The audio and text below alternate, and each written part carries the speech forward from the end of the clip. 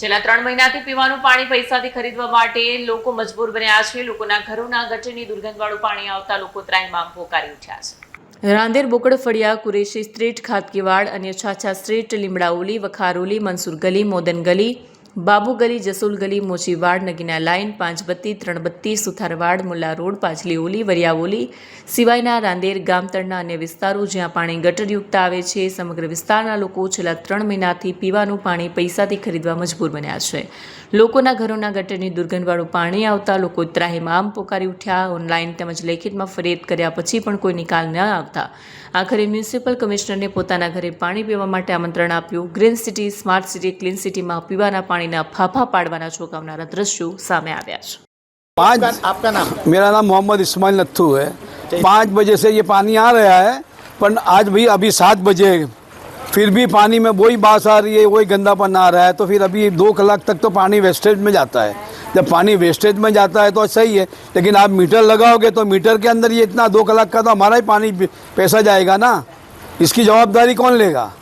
अच्छा, क्या कहोगे कमिश्नर साहब से? कमिश्नर साहब से यही कहना है कि ये पूरा लाइन चेक करो, और पूरे रांदेर का ये प्रॉब्लम है, और हमारा तो कई सालों से ये प्रॉब्लम है कि गटर में से पानी आता है।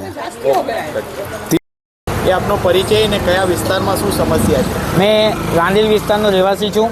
હાલમાં આપણે એક ખાટકીવાડ વિસ્તારમાં ઊભા છીએ અને છેલ્લા 3 મહિનાથી ખાટકીવાડ છે, બોકડ સ્ટ્રીટ છે, છાછા મોલ્લા છે, તાયવાડા છે, 5 બત્તી છે, 3 બત્તી છે, આવા બાબુ ગલી છે, આવા તમામ વિસ્તારોની અંદર પાણીની સમસ્યાથી લોકો ત્રાહિમામ થયા છે। ડ્રેનેજયુક્ત પાણી પીવા માટે મજબૂર થયા છે અને એ પાણી પી શકાય એવી હાલતમાં પણ નથી। કલાક 2 કલાક સુધી પાણી જવા બાદ પણ એ પાણી ખોટું અને ગંદુ આવે છે।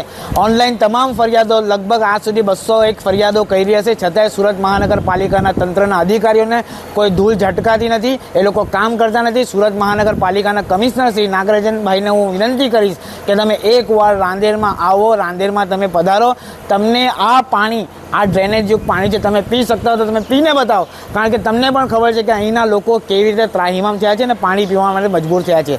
નાના મોટા બુઢા તમામ લોકો આ પાણીથી ત્રાહિમામ થઈ ગયા છે, લોકોને બીમારી થઈ છે। એના માટે જવાબદાર કોણ? કયા કયા અધિકારીઓને આની વિશે રજૂઆત કરી છે? સુરત મહાનગરપાલિકાની ઓનલાઈન ફરિયાદની જે એપ છે એના પરથી ફરિયાદ કરવામાં આવે છે।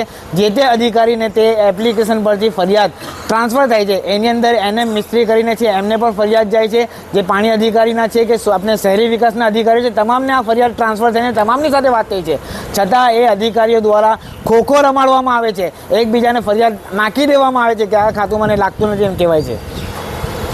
आपका नाम? जुबेदा इस्माइल। अच्छा, कौन सी जगह आप रहते हो?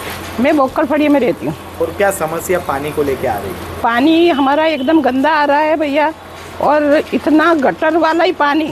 हमने बहुत बार सैंपल दिए हैं।